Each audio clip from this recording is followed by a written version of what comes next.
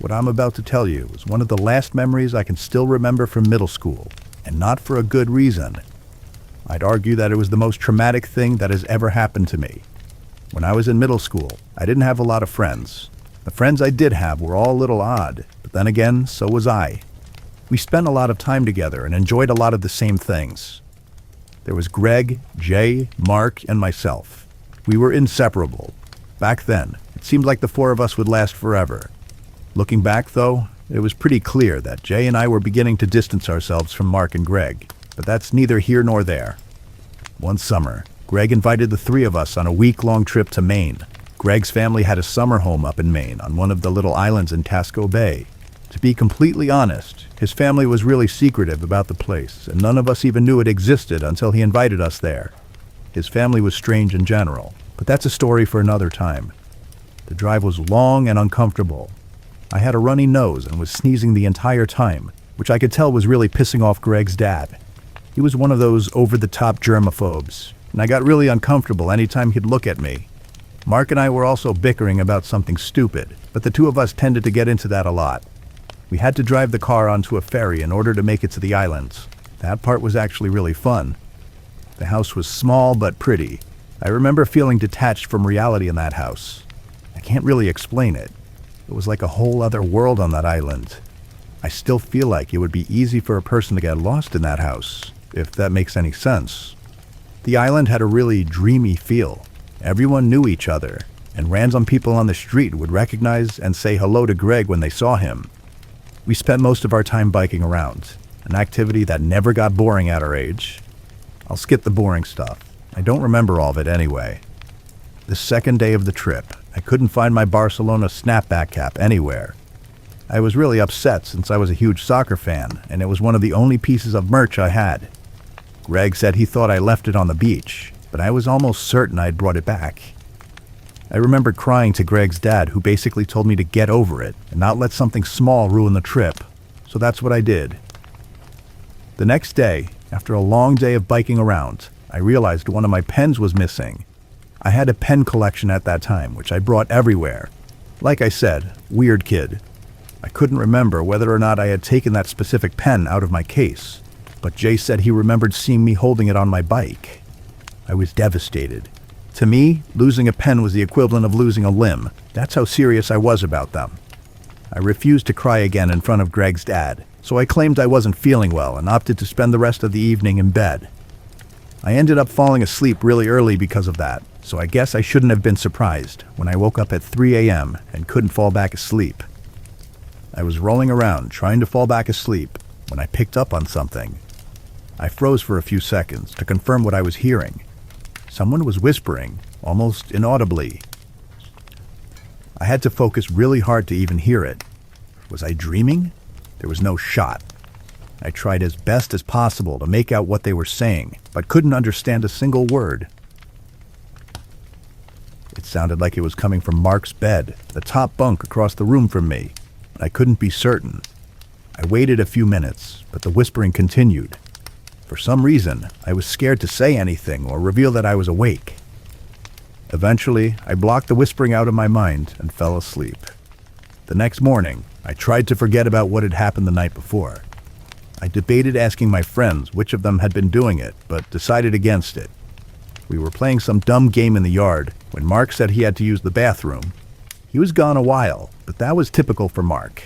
He took a lot of time to do everything. Eventually, I shot a glance back at the house and had to do a double take. In one of the second-floor windows was Mark, staring blankly out at us.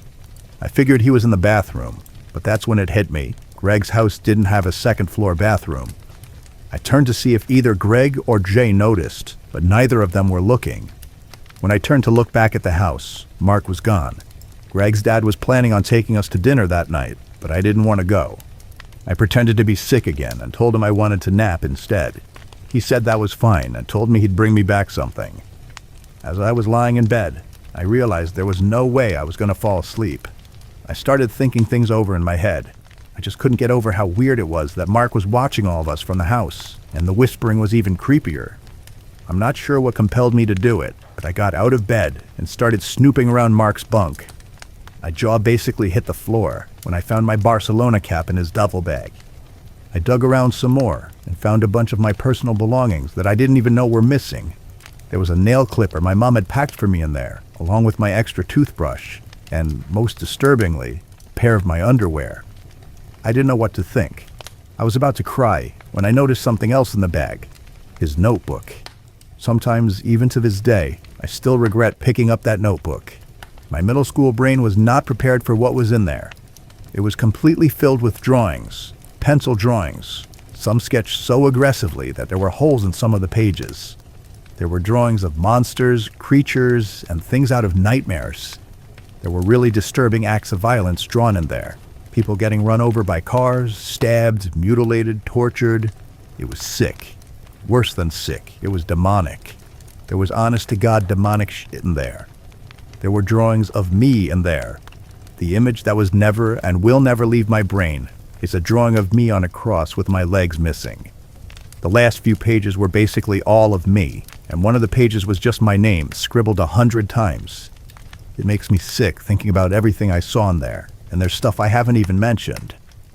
The last page was the worst.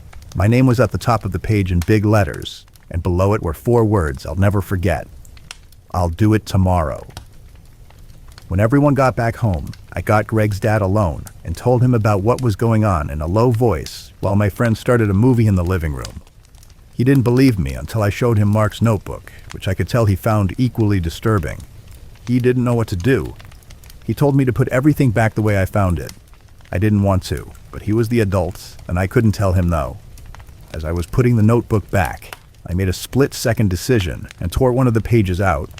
Meanwhile, Greg's dad then ran out to the living room and told everyone there was a family emergency and that we had to end the trip early. As we were frantically packing our things, I could feel Mark's eyes burning a hole in my back. I was scared to look at him. We pulled out of the driveway, caught the first ferry off the island, and drove the whole way back without stopping once. Greg's dad dropped Mark off first, then James.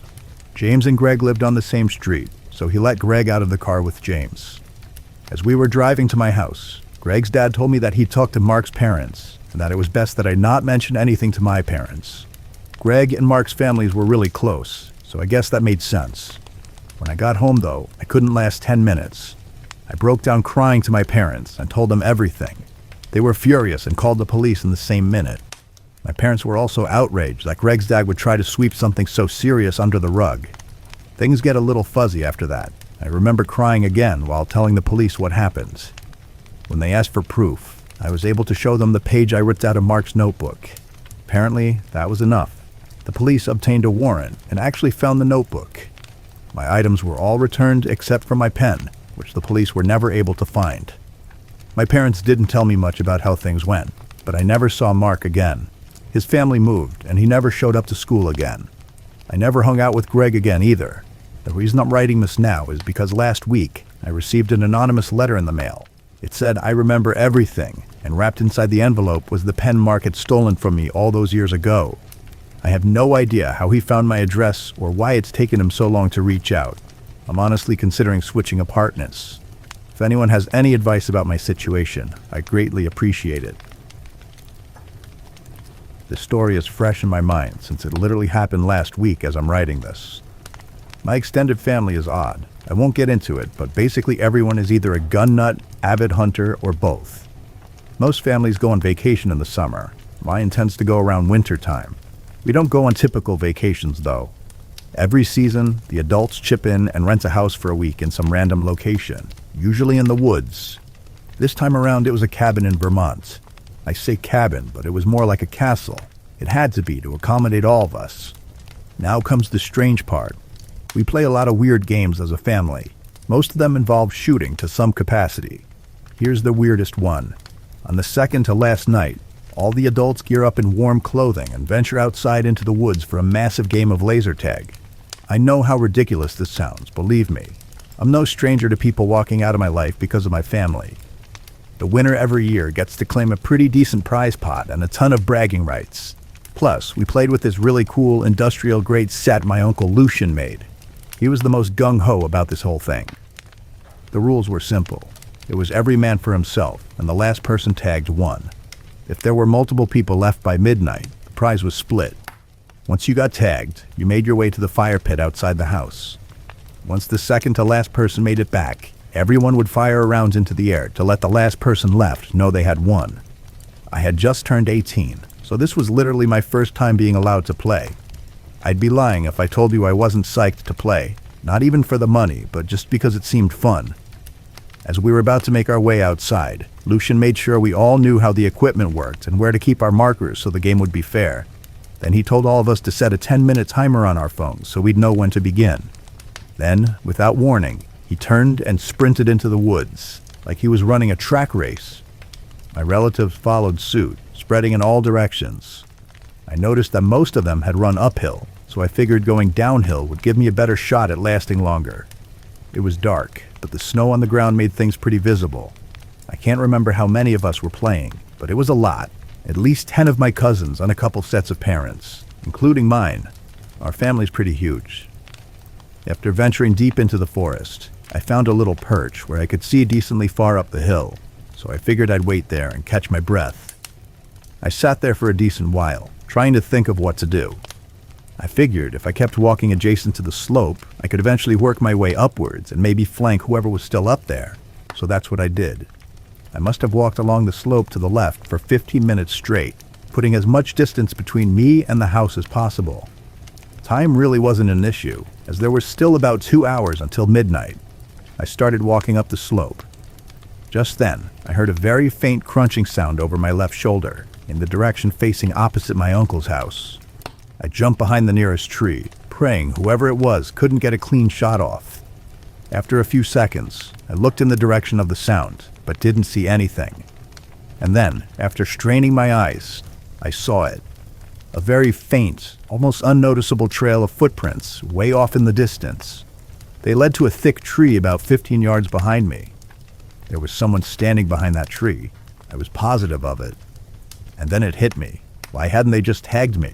I was clearly out in the open, oblivious to their presence, and they were clearly trying to sneak up on me. I started running up the hill, hoping to get out of range before they could get a shot off. I was just about to continue back to the right towards the house when I noticed something. Further off to the left was another set of footprints. This one was weird, though.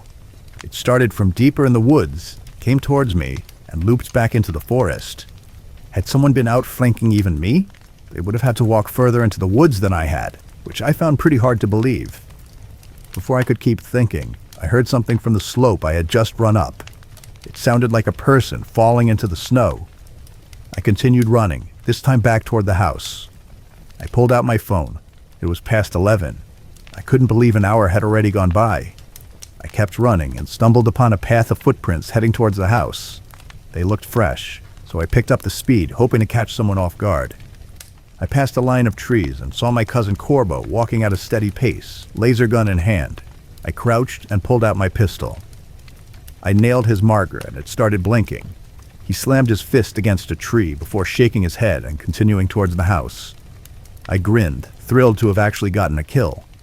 High on the adrenaline, I decided to hatch a plan to get the jump on the person stalking me. I sprinted ahead for another minute, then doubled back until I could safely jump behind a tree without leaving an obvious trail.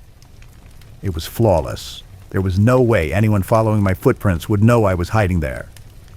As I was waiting there, my marker started blinking out of nowhere. I was pissed. The beam was coming from where I had just been. It was definitely whoever was stalking me.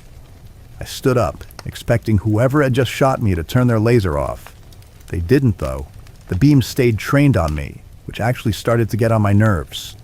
It felt like they were taunting me. I wanted to know who had been behind me that whole time, so I started walking in the direction of the beam. They never stopped shining their laser at me, even as I began closing in. All I could see were their hands. The rest of their body was standing behind a tree. Just then, I heard a bunch of gunshots sound off behind me, making me jump. I froze. Impossible. I must have won. Corbo must have been the final kill. But then who in the world killed me? I kept staring at the thin beam of light that was still pointing at me, and then the person holding the laser gun stepped out from behind the tree. It was a stranger. Even worse, there were two of them, standing side by side. Just then, I heard a crunch from behind me. I whipped my head around to see a man in a ski mask holding a trash bag in one hand and a knife in the other. He noticed me staring at him and started sprinting toward me. I ran, ditching my gear and screaming at the top of my lungs. I could hear all three of them chasing me, yelling things that I didn't even think were English. I zipped past the trees and ran as fast as I could through the snow, praying to God I didn't trip. They were gaining on me. I didn't want to turn around, but I knew they were right on my heels. Finally, I could see the lights of the house in the distance. I kept screaming and running, feeling my legs starting to give out. I was so close to the clearing, and that's when I saw Lucian sprinting toward me, hunting rifle in hand. He aimed above my head and fired 3 shots into the air. I heard whoever was behind me trip before running back into the woods. I collapsed at Lucian's feet, desperate for air. I literally passed out from exhaustion right there in the snow. The next morning was rough. My aunt explained that she had tripped at one point during the game and later realized she had dropped her laser gun, which explained how the guys in the woods had one. Corbo had tagged 6 of my relatives before I found him, which is why he was so upset when I got him. It turned out that he was in fact the last kill. Lucian and my dad had run out into the woods with their guns, but couldn't find a thing. They tried following the footprints, but there were so many branching paths and dead ends they eventually gave up. That whole day was a blur. The adults contacted the owners of the house, and we also reported everything to the police. The next morning, I woke up to yelling coming from downstairs. Lucian was losing it, yelling toward the woods at the top of his lungs. I ran down to find a single snowman facing the house. In its hand was the laser gun my aunt had dropped. Lucian fired a few rounds into the snowman's head before shouting some more threats and storming inside. It's only been about a week, but I'll send an update if I hear anything. When I was in college, I couldn't afford the extravagant spring break vacations to Mexico that all the Greek life people went on. Because of this, I spent my first 3 spring breaks on campus, which I actually didn't mind too much. By the time spring break rolled around my senior year, though, I realized that it was basically my last chance to get the spring break experience I'd been missing out on. Mexico was still out of the question since I'd still be paying everything myself. Eventually, my girlfriend Allie found a decently priced Airbnb that sounded pretty appealing. We figured we could turn it into a couple's getaway of sorts, so we invited her best friend Laya and her boyfriend Calvin. We were all super excited since we had never been on a vacation together before. The place we had picked wasn't your typical spring break Airbnb though. It was nestled in a really secluded, woodsy area in Lake County, California. There was a hot tub, an exposed fireplace, an antique-style record player, and some cots for stargazing outside. It was honestly perfect. The place was about 2.5 hours away, so we'd get a nice and relaxing drive on the way. Unfortunately, Calvin drove a really cramped Mini Cooper, meaning the girls had to squeeze into the back seat. He was honestly pretty insecure about his car and would get annoyed when one of us would make a comment about it, which was a pretty funny detail. As terrible as that car was, it was a drop top, which was really nice. We pulled in around 8 p.m. after it was already fully dark out. I can't even lie, the place looked a little scary late at night with all the lights off. When I say it was in the woods, I mean it. The trees blocked the view of all but one of the neighboring houses. The first night was really chill. We hung by the fireplace with a bottle of wine and played some board games. We wanted to go in the hot tub, but Calvin was complaining, so we didn't.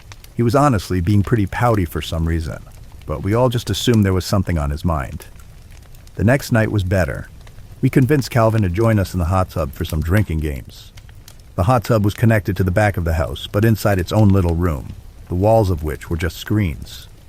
We were playing Never Have I Ever with some music blasting, having a lot of fun. We were all more than a little buzzed at that point. And just then, though, a flash of bright light lit up the spa room. If it had been raining, we would have assumed it was lightning. That's how bright it was. I quickly turned the music off. The 4 of us stared at each other, nervous to say anything. I quietly got out of the hot tub and made my way from the spa room to the back deck. I looked out into the woods, but it was too dark to see anything. Out of nowhere, I started hearing a clicking sound coming from the woods. A few seconds later, I heard another one from a different direction, and then a whistling sound started up. The sounds kept coming, clicking and whistling from too many directions to keep track of. I yelled for Kelvin and the girls to run inside, and I followed them into the house. The 4 of us huddled in the living room, not sure of what to do.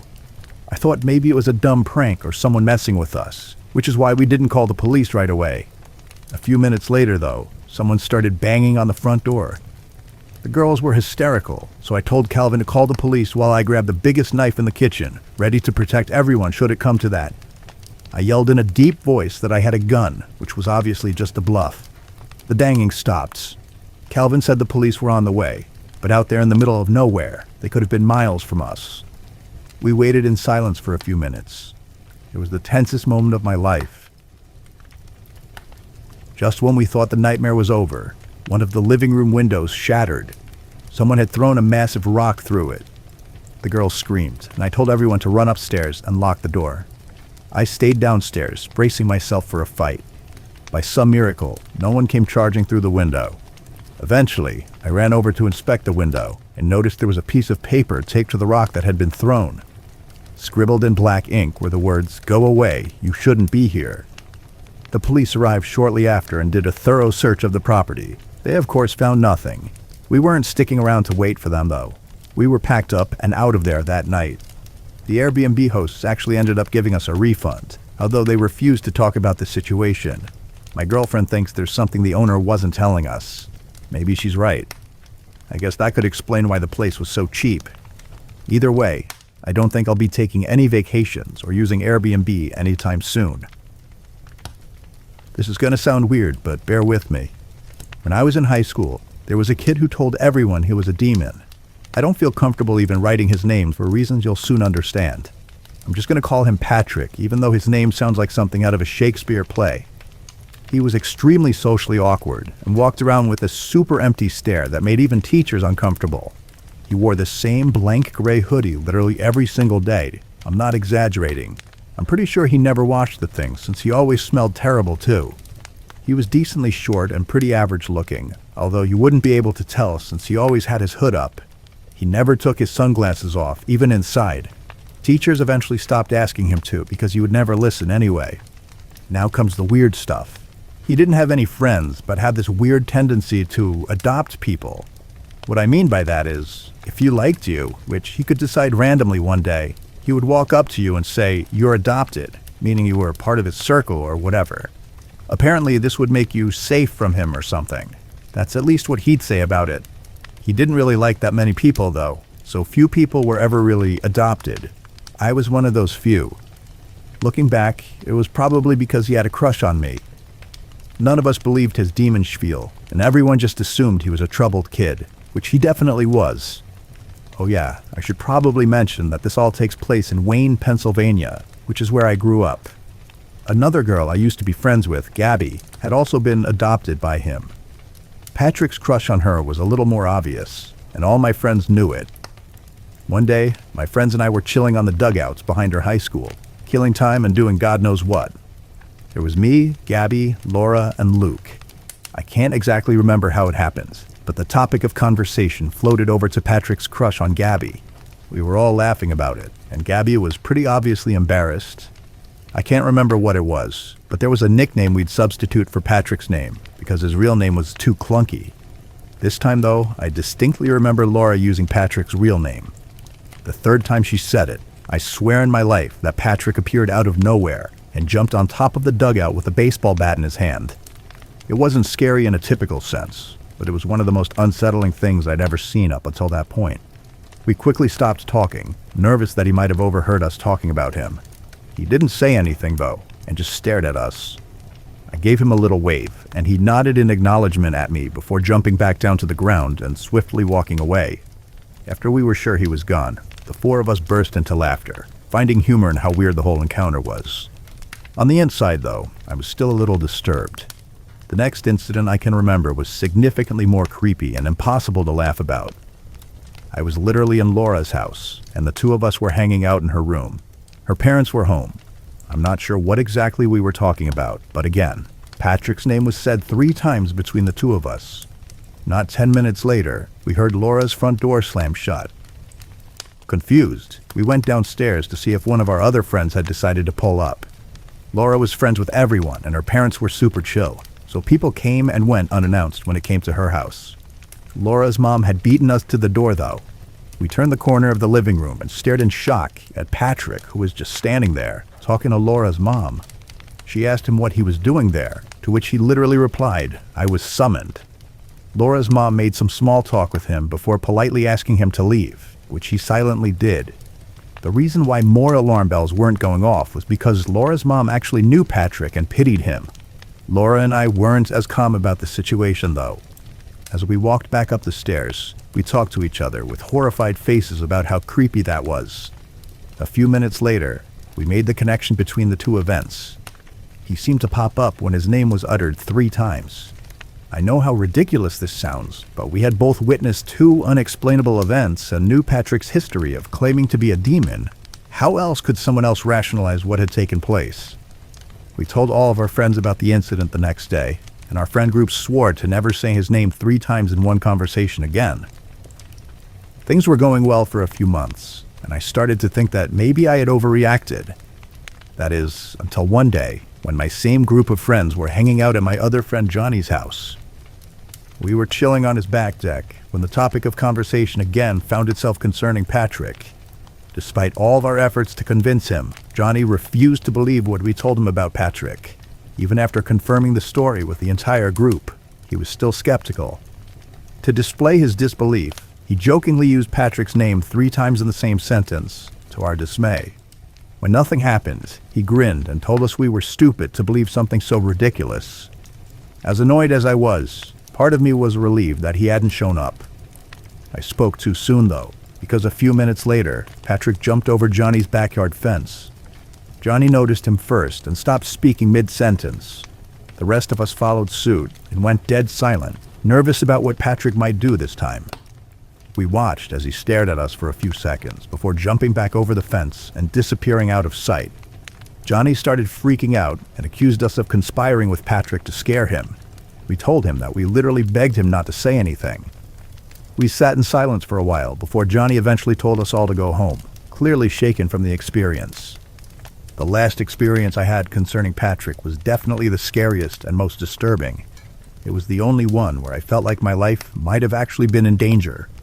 A few months after the incident at Johnny's house, I was home alone one night. My parents rarely left the house back then, so this was a rare occurrence.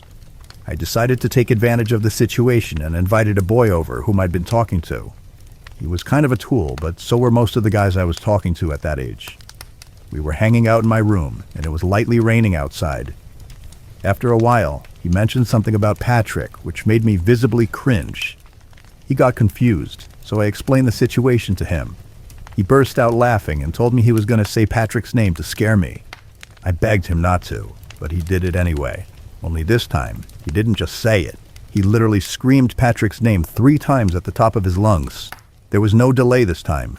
The moment he finished yelling, I could hear the rain instantly pick up outside. A few seconds later, there was a flash of lightning. I started to freak out. The guy I was with actually seemed sorry and told me it was probably just an extremely unlikely coincidence. I cursed him out and ran to my window to look at the storm. I glanced down to look at my driveway and screamed when I saw a silhouette of a person looking up at my window. It was too dark and stormy to know for sure, but I was 99% certain that it was Patrick. I shut the blinds and rushed downstairs to make sure all the doors were locked. After locking the back door, I saw that person again. Only this time, he was standing motionlessly in my front yard. I felt a panic attack coming on, and I knew Patrick was going to find a way inside my house. I started screaming, "But I'm adopted," over and over again, hoping that would do something.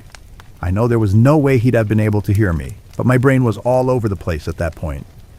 The guy I was with ran down the stairs a few seconds later and picked me up off the kitchen floor in an attempt to comfort me.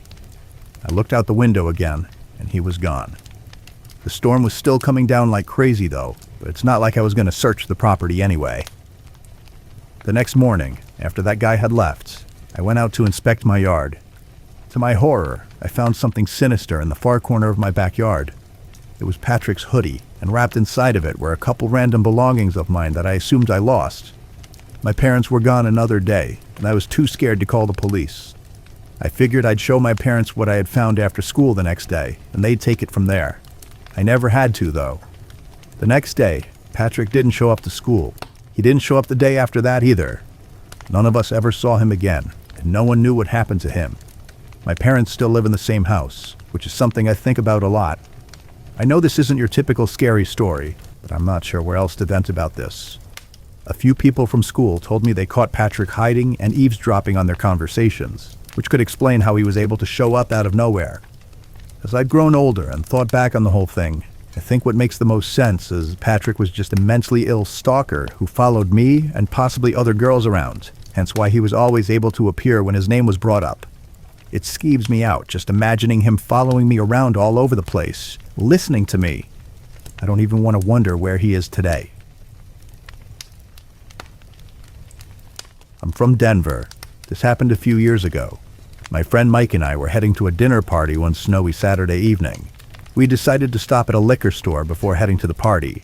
It was honestly a pretty annoying detour with the snow coming down, but we didn't want to show up completely empty-handed.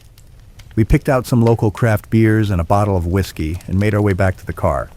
I remember the snow started to pick up around then, but it was nothing we weren't used to. He ran back into the liquor store to grab the pack of Zins, his latest nicotine fixation. I remember being annoyed about that because I was the one driving and didn't have the best car for the snow at the time. After a few minutes, he emerged from the liquor store and hopped in the car. I immediately pulled out of the parking lot and we were back on our way.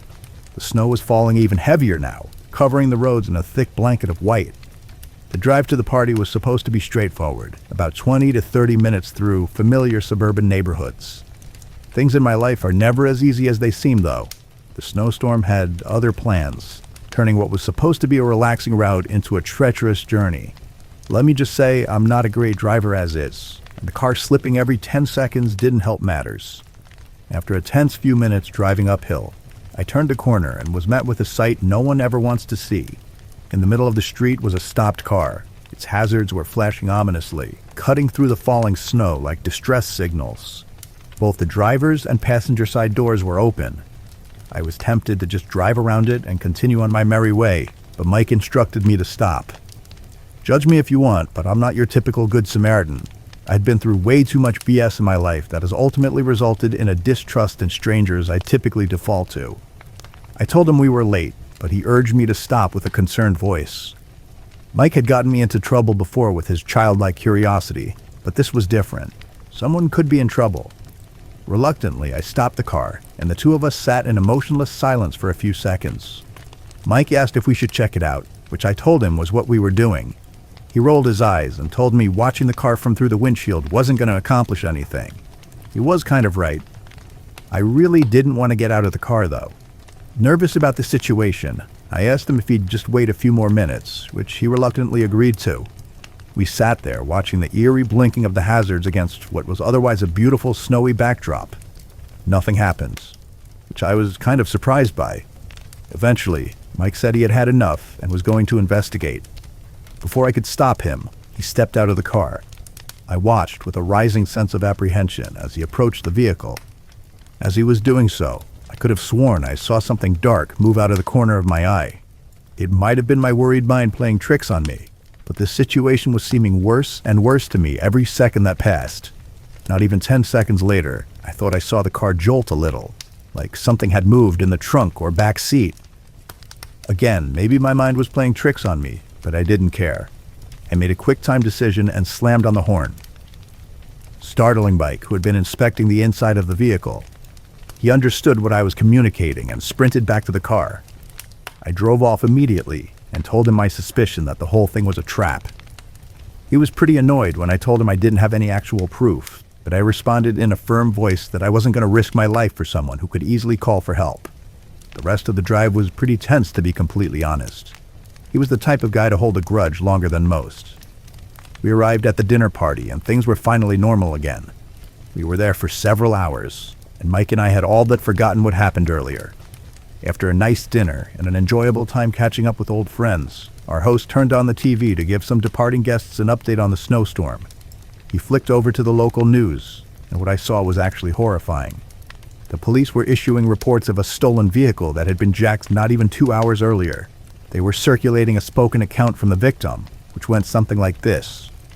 A woman was driving her teenage son home from a friend's house when she noticed the car in the middle of the road, hazards on and doors open. The two approached the car to see if someone was in distress, and as they did, Two men sprung out from behind a snowbank, and another emerged from the trunk of the vehicle. They held the woman at gunpoint and forced her to turn over her keys. They promptly sped off with the stolen car, along with the one that had been used in the trap. I stared at Mike with a look of pure fear. That could have been us.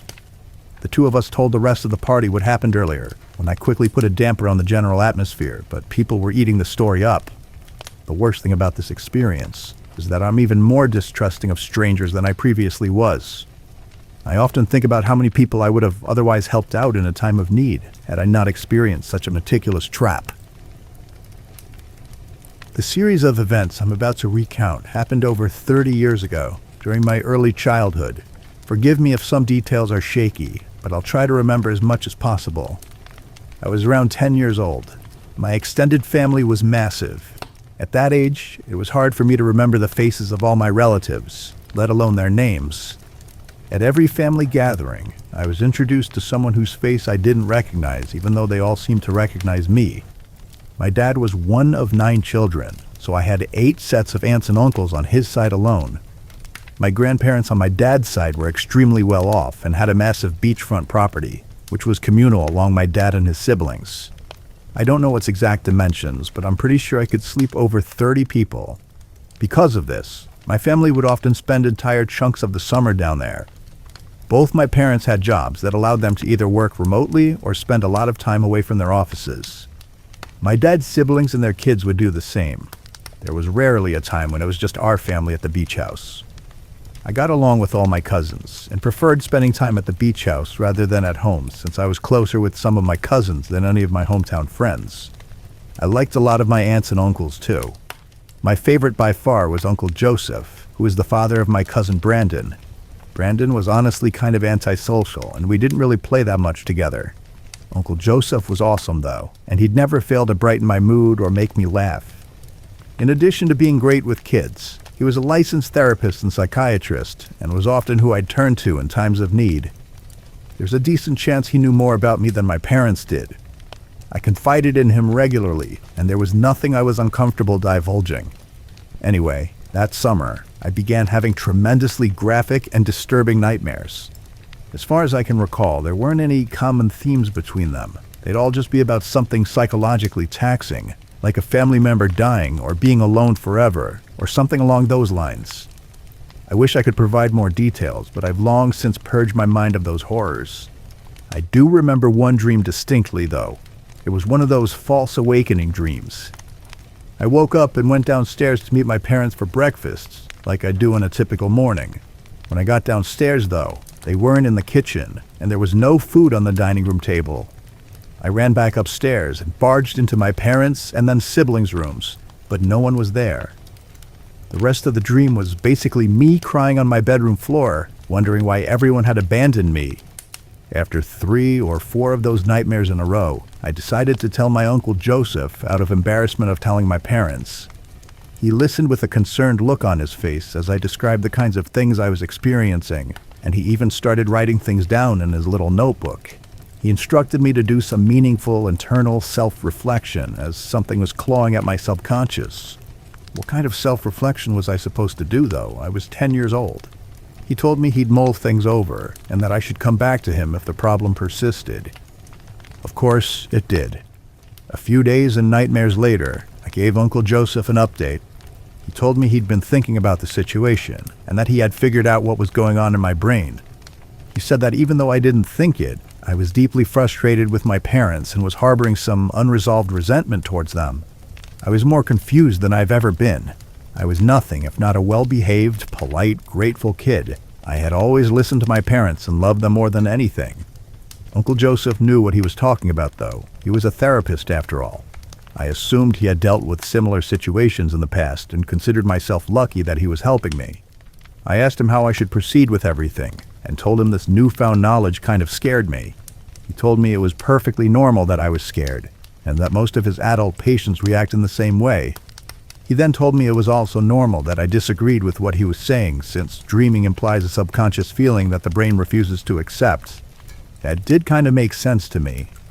He told me that in the next few days, I should be slightly more disobedient when it came to my parents. He told me to try saying no more often and to argue with them when I didn't get my way. So that's what I did. For 3 days after talking to him, I behaved so uncharacteristically that my parents got concerned. They told me they didn't like my recent behavior and I'd better quit it. It killed me to do that to them, but I couldn't stand having nightmares literally every night. My 10-year-old self would have done anything to put an end to those night terrors. They didn't stop, though. In fact, they actually got worse, more graphic, more disturbing, and more vivid. It was too much. I confided in Uncle Joseph again, and he told me there was one more thing we could try. I begged him to tell me what it was, but he seemed hesitant. After a few minutes of pleading, he revealed what the thing was. He said my brain was too mature for my young body and that I needed to set it free. Obviously, I had no idea what he meant by that. He told me if I had one more nightmare, he'd tell me what I had to do. I went to sleep, terrified that night. I didn't want to set my body free, even if I didn't know what he was talking about. That night, I actually woke up before having a nightmare. In the several days that this had been going on, I had never woken up before having a nightmare. This was new. For some reason, though, I was scared to move or even breathe loudly. It wasn't sleep paralysis, but I was scared out of my mind. I stared at the wall in that same position for a full minute, not quite sure what I was doing. The next thing I heard was something I will never forget, no matter how hard I try. Whispering, right next to my ear. Uncle Joseph's whispering. I was sure of it. I turned over and screamed, which sent him flying back. He quickly left the room and shut the door. I sat there in a cold sweat. Part of me thought I was still having a nightmare. Instead of going back to sleep, I ran to my parents' room and told them everything. I told them about the nightmares, about Uncle Joseph, about everything. My dad didn't waste a second. He stormed into Uncle Joseph's room and confronted him. My uncle obviously denied everything, but my dad was a big dude and could easily push him around.